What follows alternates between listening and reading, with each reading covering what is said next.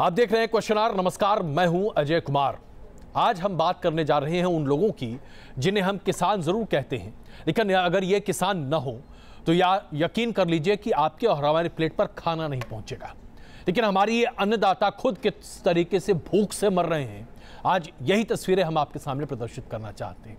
बात हम करेंगे महाराष्ट्र की। आप ये जानकर आश्चर्यचकित हो जाएंगे कि देश में महाराष्ट्र के किसानों पर सबसे ज्यादा कर्ज का बोझ है। और इतना ही नहीं, उन्हें अपनी फसल की उचित कीमत और दाम नहीं मिल पा रहा। इसकी वजह से वो लगातार केंद्र सरकार से और राज्य सरकार से मांग कर रहे हैं कि कर्ज माफी अगर देश भर में दिया जा रहा है तमाम किसानों को, तो उन्हें क्यों नहीं दिया जाता।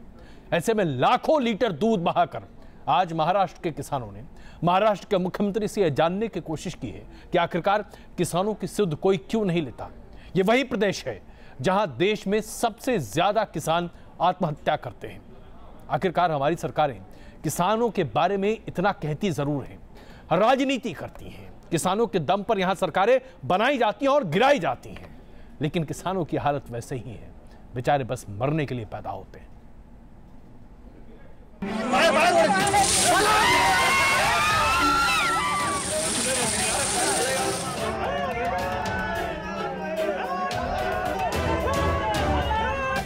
देश का अन्नदाता आखिर क्यों सड़कों पर इस तरह दूध बहाकर विरोध कर रहा है?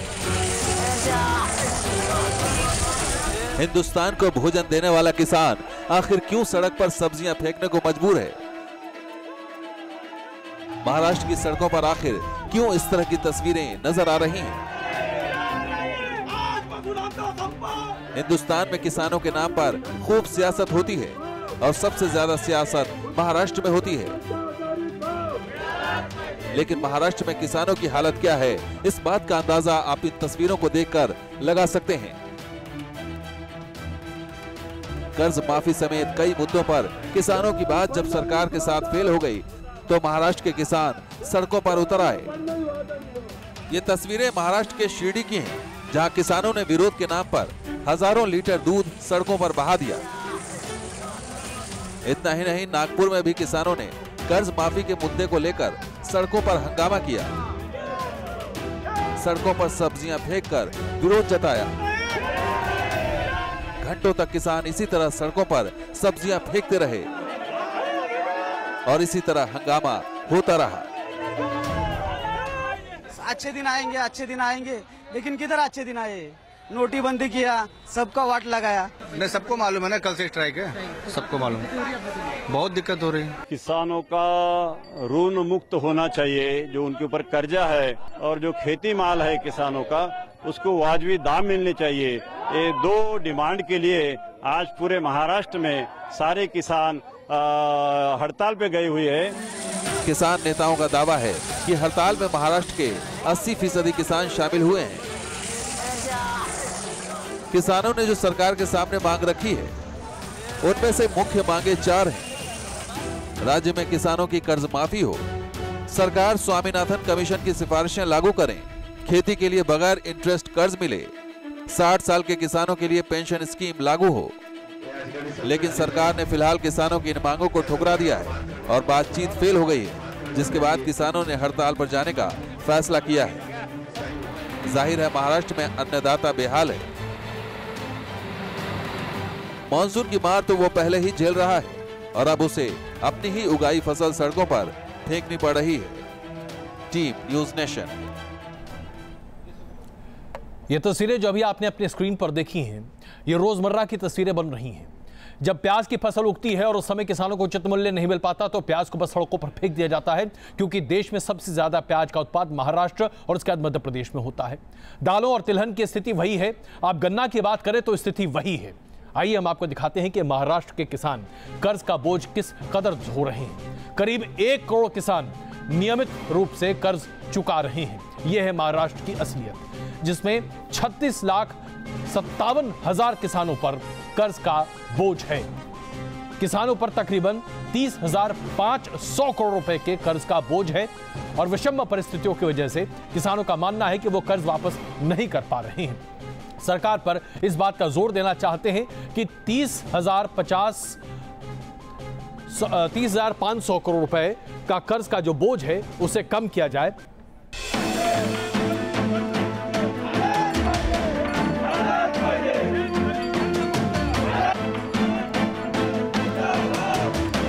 देश का अन्नदाता बेहाल है, लेकिन सुनने वाला कोई नहीं। हर कोई किसानों का खुद को हिमायती बताता है, लेकिन हकीकत कोसों दूर है।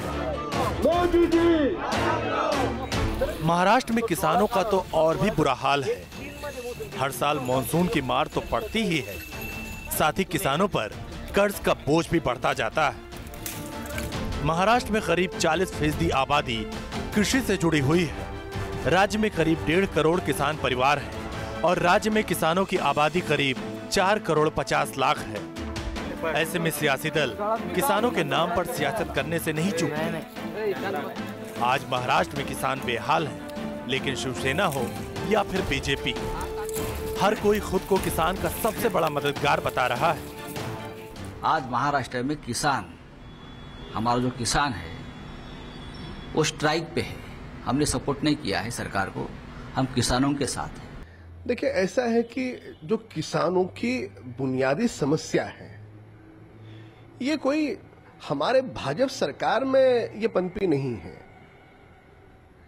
या इसके पहले की जो गत सरकारें थी उनका गैर जिम्मेदाराना उनका कार्यकाल, उसके कारण ये किसानों की समस्या है। हमारी सरकार तो किसानों के प्रति संवेदनशील है, हम काम कर रहे हैं। किसान के नाम पर सियासत करने का मौका कोई नहीं छोड़ना चाहता, लेकिन राज्य में किसानों को हड़ताल पर जाने की नौबत क्यों आई, इसका जवाब सरकार के पास भी ठीक नहीं है।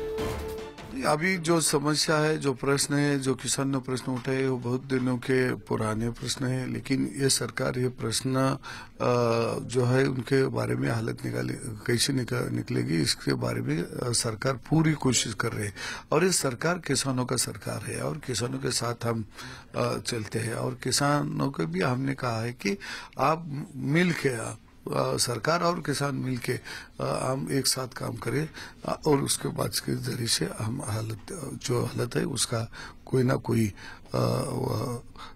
हम ये पर्याय ढूंढ सकते हैं। सूबे में किसानों की मदद के नाम पर सरकार क्या कर रही है, ये भी जान लीजिए। सरकार 3 लाख रुपए तक के लघु अवधि लोन पर 3% की दर से ब्याज में छूट दे रही है। फसल खराब हो जाने की स्थिति में फसल बीमा योजना के तहत मुआवजा मिलता है। जाहिर है, ये बात साफ है कि महाराष्ट्र में किसान सिर्फ राजनीति का वो मोहरा बनकर रह गए हैं, जिनका इस्तेमाल वोट और चुनाव के वक्त ही किया जाता है। किसानों को ना तो उनकी फसलों की उचित कीमत मिलती है, ऊपर से सूखा तो उन पर कहर बनकर ही टूटता है। Team news nation. हिंदुस्तान दुनिया में एक ऐसी अर्थव्यवस्था के तौर पर उभर रहा है जो प्रगति के रास्ते पर सर पर दौड़ता चला जा रहा है, लेकिन क्या हमारी अर्थव्यवस्था ठीक वैसे ही आगे चल पा रही है जिसकी हमें उम्मीद है? अगर आप पिछले तिमाही के नतीजे देखें तो ऐसा लगता है कि नोटबंदी का असर जबरदस्त तरीके से हिंदुस्तान की अर्थव्यवस्था पर पड़ा है, लेकिन सरकार इस बात को मानती नहीं है। सरकार मानती है कि दरअसल अंतर्राष्ट्रीय स्तर पर मंदी है जिसकी वजह से हिंदुस्तान पर असर पड़ रहा है। जाहिर सी बात है, यह मंदी अभी हाल फिलहाल की तो आई है नहीं। अगर यह मंदी वाकई में है तो इसका प्रभाव अमेरिका और अन्य देशों पर भी पड़ना चाहिए था, जहां ऐसा कोई प्रभाव पड़ता दिख नहीं रहा है। जाहिर सी बात है, सरकार इस बात को मानने को तैयार नहीं है कि नोटबंदी की वजह से अर्थव्यवस्था की तरक्की में थोड़ी बाधा जरूर आई है, लेकिन शायद इस बात को हम सब अच्छे से समझते हैं।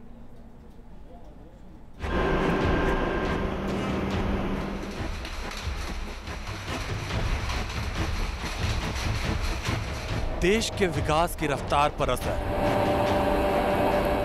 तेजी से उभरती अर्थव्यवस्था के लिए खतरे की घंटी। 2017 में सबसे कम जीडीपी ग्रोथ। क्या जीडीपी पर पड़ा नोटबंदी का असर? मोदी सरकार के 3 साल का लेखा जोखा लेकर जब वित्त मंत्री अरुण जेटली राष्ट्रीय मीडिया केंद्र पहुंचे तो सबसे बड़ा सवाल यही था। देश के सामने आर्थिक रिपोर्ट पेश करते हुए वित्त मंत्री ने कहा कि सकल घरेलू उत्पाद यानी जीडीपी में गिरावट के लिए वैश्विक मंदी और यूपीए सरकार की खामियां जिम्मेदार हैं। व्यवस्था विरासत में मिली थी, उसकी एक विश्वसनीयता, क्रेडिबिलिटी कमजोर हो चुकी थी, विशेष रूप से करप्शन और इनडिसिसिवनेस के कारण। तो जो इसमें कुछ विशेष फीचर्स थे कि इन 3 वर्षों में एक बार फिर अपने देश की इकोनॉमी, अर्थव्यवस्था की विश्वसनीयता, क्रेडिबिलिटी दोबारा से रीस्टैब्लिश हुई है पूरी दुनिया में। We have restored the credibility of the economy. Bharat से कहीं ज्यादा रफ्तार से पड़ोसी देश चीन की जीडीपी दर रही। ये आंकड़े साल 2017 के पहले तिमाही के हैं। भारत की जीडीपी ग्रोथ दर 6.1% रही, तो चीन की जीडीपी ग्रोथ दर 6.9% रही। लेकिन वित्त मंत्री ने कहा कि नोटबंदी के फैसले से देश को फायदा हुआ और आगे भी होगा।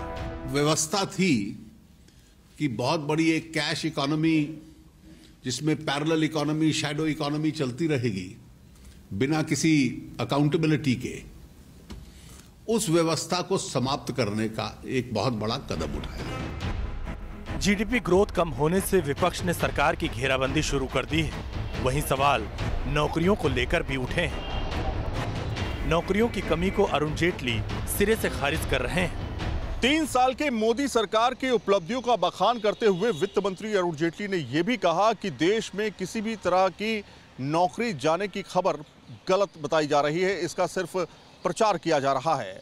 2 तरह की इकोनॉमी है जिसके आधार पे कहीं नौकरी जा रही है तो कहीं नौकरी मिल रही है। जाहिर तौर पर इसको सही तरीके से देखने की जरूरत है। वीडियो जर्नलिस्ट जगदीश चंद्र के साथ सैयद आमिर हुसैन, न्यूज़ नेशन, दिल्ली। अब जरा कश्मीर की बात करते हैं। आतंकी बुरहान वानी के मारे जाने के बाद से ऐसा लगता है जैसे कि हिजबुल मुजाहिदीन को यह तय कर पाना मुश्किल हो रहा है कि किसे बुरहान वानी की जगह कश्मीर में आतंक के इस कारोबार को आगे बढ़ाने के लिए मनोनीत किया जाए। जिस व्यक्ति को मनोनीत किया गया उसे लेकर मूसा नाम का एक व्यक्ति, जो कि खुद को आतंकवादी कहता है और आतंकवादी गतिविधियों में लिप्त पाया जाता है, उसने विरोध के स्वर बुलंद कर दिए और इसके साथ ही हिजबुल मुजाहिदीन में दोफाड़ की खबरें भी स्पष्ट होने लगी। इसमें कोई शक नहीं है कि हिजबुल मुजाहिदीन का ये दोफाड़ भारतीय सुरक्षा बलों के लिए एक अच्छी खबर है। लेकिन आइए जरा आपको समझाते हैं कि इसका मतलब क्या है। हो सकता है कि आने वाले दिनों में जम्मू कश्मीर में आतंकी गतिविधियों में इजाफा हो, क्योंकि हर पक्ष ये चाहेगा साबित करने का कि कैसे वो हिंदुस्तान में ज्यादा से ज्यादा तबाही कर सकता है। और ये वो लोग हैं जो ऐसा लगता है कि कुर्सी पाने के लिए आतंकवाद का रास्ता अपना रहे हैं। आतंक के कुनबे में घमासान मचा है। वर्चस्व की लड़ाई में दहशतगर्द एक दूसरे के खून के प्यासे दिखाई दे रहे हैं। घाटी में दहशत का नया वीडियो सामने आया है, जिसमें आतंकी मूसा के समर्थन में वीडियो जारी किया गया है। वीडियो में 3 आतंकी नजर आ रहे हैं। तीनों आतंकी जाकिर मूसा के समर्थन में नारे भी लगा रहे हैं। जाकिर मूसा हिजबुल का आतंकी रह चुका है। खबर है कि जाकिर मूसा के गुट ने हिजबुल मुजाहिदीन के नेतृत्व और जाकिर मूसा का विरोध करने वालों को सीधे चेतावनी दे दी है कि जो भी जाकिर मूसा का विरोध करेगा उसका हाल सब्जार बट जैसा होगा। कहा जा रहा है कि कई लोकल आतंकवादी रियाज नाइकू को अपना लीडर मानने को तैयार नहीं हैं। आतंक के घर में खलबली है। इस बीच भारतीय सेना घाटी में आतंकियों की तलाश के लिए सेना बड़े पैमाने पर सर्च ऑपरेशन चला रही है।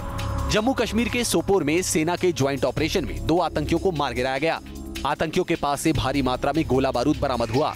2 AK-47 राइफल, 5 मैगजीन और भारी मात्रा में बारूद बरामद हुए। जो मिलिटेंट्स अंदर थे उनको कई बार मौके दिए सरेंडर करने के लिए, लेकिन इसके बावजूद हमारे पे भारी मात्रा में फायर डाली थी और इस फायर के जवाब में हमने उन दोनों टेररिस्ट को, मिलिटेंट्स को मार गिराया। पिछले 11 दिनों में कश्मीर में 17 आतंकवादी मारे गए। घाटी में दहशत फैलाने को लेकर सेना को कई पुख्ता सबूत हाथ लगे। बताया जा रहा है कि सेना ने आतंकवादियों की बातचीत के कॉल को इंटरसेप्ट भी किया है। ऐसे में आतंकवादियों के फौज की खबर आने के बाद सेना और भी मुस्तैद हो गई है। Team news nation. और अब आपके सामने प्रस्तुत करते हैं एक ऐसी खबर जो पाकिस्तान के असली चेहरे को बेनकाब करती है। आपने देखा अफगानिस्तान में जिस तरह से बम धमाका हुआ, जिसने अब तक सबसे बड़े बम धमाके के तौर पर इसे देखा जा रहा है। 90 से ज्यादा लोगों की मृत्यु हो चुकी है, 360 से ज्यादा लोग घायल हुए। और ये बम धमाका किया गया ईरान की एम्बेसी के ठीक बाहर, जहां पर हिंदुस्तान और अन्य देशों की एम्बेसीज भी हैं। अब खबर ये निकल कर आ रही है कि दरअसल ये बम धमाका, ये आतंकी वारदात ISI जो कि पाकिस्तान की खुफिया एजेंसी है उसने करवाया है और ये जानकारी दे रही है अफगानिस्तान की पुलिस।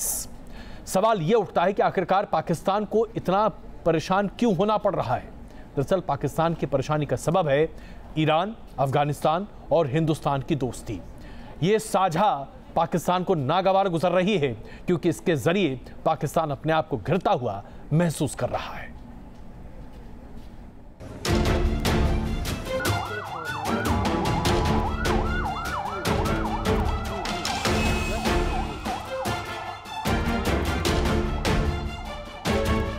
सबसे बड़ा खलनायक पाकिस्तान,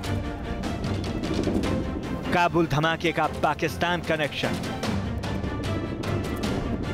1500 किलोग्राम के विस्फोटक से काबुल को बनाया निशाना। काबुल में भारतीय दूतावास से महज 100 मीटर की दूरी पर हुआ था जोरदार ब्लास्ट। अफगानिस्तान की राजधानी काबुल में राजनयिक इलाके में हुए धमाके के 24 घंटे से ज्यादा का वक्त बीत चुका है। काले धुएं का गुबार और चीख पुकार की आवाजें थमी तो साजिश परत दर परत बेनकाब होने लगी। अब तक की जांच में काबुल धमाके में पाकिस्तान कनेक्शन सामने आ रहा है और फिर बेनकाब हो गया दुनिया भर में साजिशों के लिए कुख्यात पाकिस्तान की खुफिया एजेंसी ISI का चेहरा। अफगानिस्तान की ओर से तालिबान के हक्कानी नेटवर्क पर हमले का आरोप लगाया गया है। उसकी खुफिया एजेंसी नेशनल सिक्योरिटी डायरेक्टोरेट यानी कि NDS ने दावा किया है कि काबुल धमाके को हक्कानी नेटवर्क ने अंजाम दिया है। इसमें पाकिस्तान की खुफिया एजेंसी ISI का भी हाथ है। इसका असर दोनों देशों के क्रिकेट पर भी पड़ा। अफगानिस्तान क्रिकेट बोर्ड ने पाकिस्तान को खत भेजकर कहा कि आतंक और खेल साथ साथ नहीं चल सकता। अफगानिस्तान ने पाकिस्तान के साथ खेले जाने वाले फ्रेंडली मैचों को कैंसिल कर दिया। काबुल धमाके में 90 लोगों की मौत हो गई, जबकि करीब 230 लोग जख्मी हो गए। आपको बता दें कि 31 मई को यह धमाका जिस इलाके में हुआ था वहां भारत समेत कई देशों के दूतावास हैं। धमाके में इमारतों को भी काफी नुकसान पहुंचा। सड़क पर खड़ी गाड़ियों के चीथड़े उड़ गए। क्रेन के जरिए गाड़ियां मौके से हटाई गई। Team news nation.